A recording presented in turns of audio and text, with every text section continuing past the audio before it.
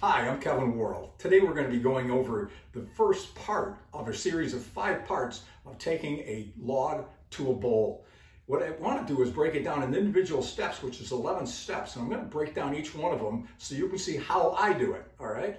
The first step in the process is gathering wood. Where do you find it? I'm on Craigslist all the time, I'm on Marketplace all the time, and you may not see anything. You may not see anything for a month or 2. But then all of a sudden something come up and you'll have enough wood to take care of you for a year.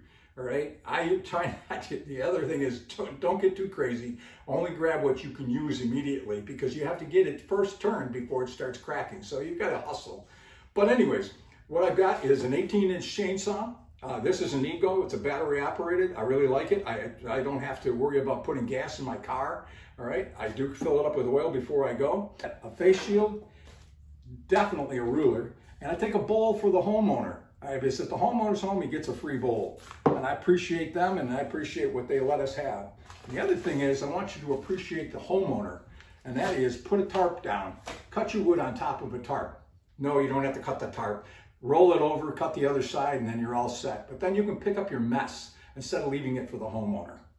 So what we just covered was just gathering the wood. Once you get it into your car and get it home, that's a whole nother story.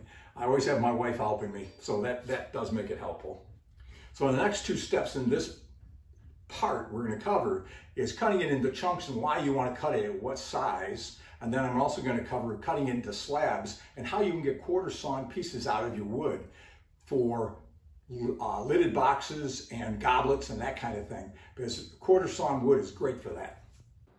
This is freshly cut laurel oak, and the homeowner did not want me to cut on his property and make a mess. So we picked them up with a 2-wheel cart and put them on a trailer and brought them home. They were extremely heavy. We cut them up into chunks. When you're cutting your chunks, you want to make sure that your width of your diameter of your log is about the same size as your length. All right, so if you got a 6-inch log, you want it to be probably 8 inches. I got 17 inches across this piece. It is 12 inches tall. So the biggest I'm going to get out of it is 12 inches. So this is going to get cut off here, cut off here. But what it gives me is 6 inches of depth here. So it allows me to use my bowl saver, and I'll get 3 bowls out of this piece and 3 bowls out of this piece. But what I really want to do is I want to keep this center section. And I've got it at a little over 4 inches wide, and that'll give me a 4-inch piece there and a 4-inch piece there, 12 inches long, which I can use to make lidded boxes or goblets. So I'm going to keep these pieces. I'll put them on the shelf and coat them up really, really well, and then just put them away until they've dried up completely, and then I'll put them on the lathe and make goblet lidded boxes. But it's always fun. Here I'm getting ready to cut a chunk, and I'm going to do is split it up into 3 different pieces. But to cut it, you need to cut it lying on its side. You can cut it end to end, but it'll beat the heck out of your saw doing so. But when you cut it on the side, you'll also get very long strips of wood coming out, so you always got to keep your saw clean. So turn it off, pull it out. Here I have 3 chunks of laurel oak. These are all the centers of the logs I cut up. It's like, so why do you make it so thick in the center? Well, this is what I get out of the center. It's quarter sawn wood.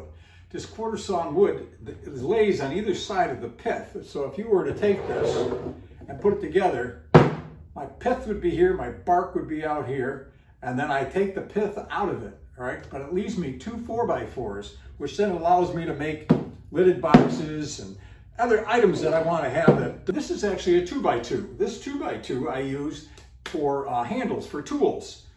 And each of the end pieces I will get 3 bowls out of using my center saver. So I've got 18 bowls, and I've got 2, 4, 6 complete 4x4s that are 12 inches long. So I should get, oh my goodness, quite a few slitted boxes and goblets out of that. But that's just out of the 3 here. I still have to cut up this over here that we picked up. This was on the side of the road. My wife found during her walking, and just tons of fun. Alrighty, I cut that crotch in half. Take a look at this. I don't care if you're into wood or not. This is absolutely gorgeous. Looking forward to putting this on the lathe. All right. Alrighty, I've got all my chunks of wood cut into slabs. Now the next step after this is to cut them into rounds to be able to put on the lathe. But I've got anchor seal on all the sides that are open to the air, and this keeps it from drying out too fast, because it's going to take me about a week to get through to these and get them on the lathe. Here's an example of some of the roadkill I have found. This stuff is just absolutely gorgeous. I mean, this is some spalted oak. This is some Chinese tallow. We've got live oak and we've got laurel oak here, and I got silver maple over here. All right, so all these things were just locally found. You did not have to pay for them. All right, so go out there and take a look. Watch your Craigslist, watch your marketplace. You'll find stuff. And don't forget to subscribe.